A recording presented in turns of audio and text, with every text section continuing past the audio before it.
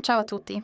Davanti a me ho un Vivo V70 e vi mostrerò come cancellare le credenziali su questo dispositivo.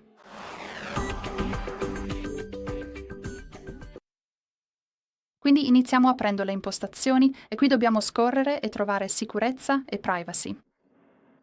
Poi scorriamo un po' verso il basso per trovare altre impostazioni di sicurezza e, come potete vedere qui, abbiamo credenziali di crittografia, quindi basta toccare. In fondo abbiamo l'opzione che stiamo cercando, ovvero cancella credenziali. Semplicemente tocchiamo su di essa e poi su elimina. Non solo abbiamo questa informazione, ma anche questa opzione è inattiva, il che significa che abbiamo appena rimosso con successo tutti i certificati salvati.